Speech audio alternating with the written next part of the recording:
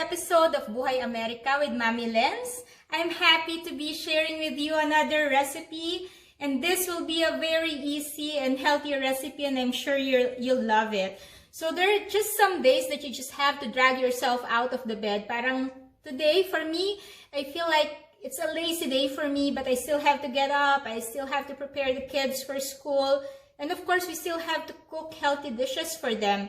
So today we're gonna be cooking Tortang Talong or Eggplant Omelet. So what we're gonna be using, I have 4 eggplants and 5 eggs, and we just need salt for seasoning and of course yung oil pang fry natin later. So first thing that we have to do, of course, is to boil the eggplant. Yung eggplant, we just have to make it tender. We don't want to overcook it. So for us to know na cook na siya and ready, is for us to look at the skin. Di ba? Pag naging medyo brown na siya, and then you just prick it with a fork and you'll find out na medyo malambot na siya. So that's the first thing we're gonna do. Ayan. So this dish can just be a meal for as it is. Hindi mo na siya kailangan mo lang isama sa rice, or you can eat it as it is. You can also use it as a complement for kunyari pork chop or fried fish. Masarap din siya. There are also other variations for this dish. Like my mom, I remember, would put giniling or ground pork. So, pwede rin yon. For me, I'm just gonna do it na eggplant lang without any meat. So, while we're waiting for that to boil and cook, pwede nyo nang i-start na i-beat yung mga eggs. Remember, food safety, di ba? We don't want to the kids to touch or hold yung egg kasi syempre ayaw natin na magkaroon sila ng sakit, or if they really need to touch it, pati tayo, we just have to really wash our hands real quick right after cooking or right after touching yung mga eggs, raw eggs. So I'm using 5. You can use both the egg white and the egg yolks. For some people, baka ayaw nila ng egg yolk, they want it a little bit more healthier. So, nilalagyan ko na siya ng konting salt. You can just remove the egg yolk and just use egg whites. It's gonna be a healthier version of this recipe. So, ganyan lang siya. Para later, when the eggplant is already cooked, we'll just peel it and then i-dip lang natin siya dito, then we'll go ahead and fry it. Madaling-madali lang talaga tong recipe na to.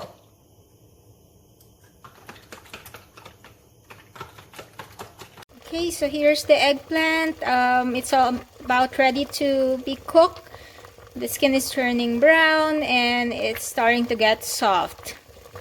Here's the cooked eggplant. I boiled it for 12 minutes and we'll just wait for it to cool down before we peel it. If you're rushing, kung nagmamadali kayo, you can just put it under running cold tap water para mas madali nyo siyang mabalatan. I forgot to mention earlier, pwede rin pala na i-grill nyo yung eggplant, which is the usual way on how this dish is cooked. But for me, I just boiled it. It's easier for me. So, an easy way to peel it actually is just hold on to the stem. Tapos, i-run nyo lang yung fork from the top and then just lightly para matanggal na yung mga balat. I know it's a bit of a challenge for some who are not so familiar with the eggplant. Pero just like that. Tapos matatanggal na yung skin niya. We'll just continue doing that until ma-finish natin lahat ng mga eggplants. Yan, it's easy just to peel it off like that.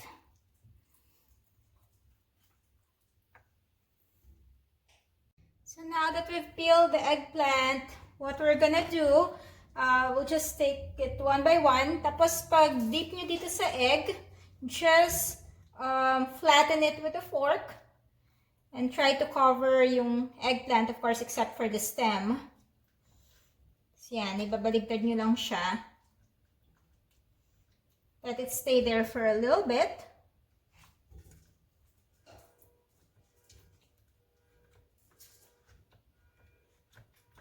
Yan.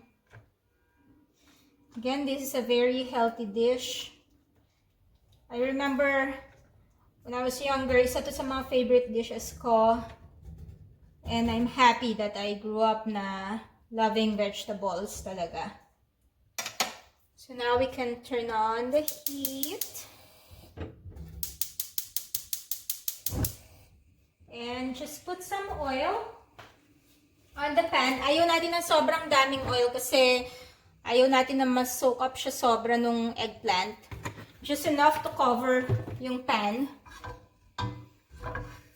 And for this one, it's important na medyo mainit na yung oil natin. Kasi kung hindi, ang mangyayari talaga, mabilis niyang sisipsipin yung oil. So while waiting for the oil to heat up, so ginagawa ko na rin yung iba pa nating eggplant.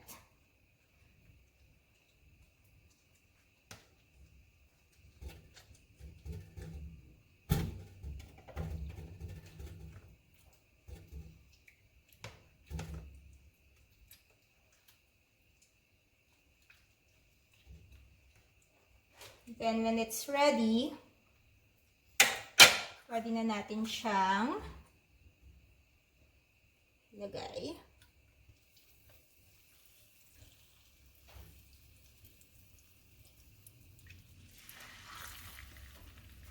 And then pwede nyong buhusan ng konti so that it will have that egg cover. Don't crowd the pan. Kasi pag kinrowd nyo siya, mas mahirap siyang maluto. Just medium to high heat. We'll just wait for one side to be brown. And then, pwede na nating i-turn baliktad until it's both sides are cooked. So when you see the sides turning brown, ibabaliktad na natin siya. Ayan.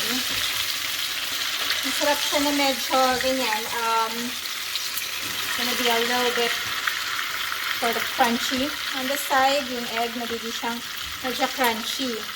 Nakikita nyo na siya.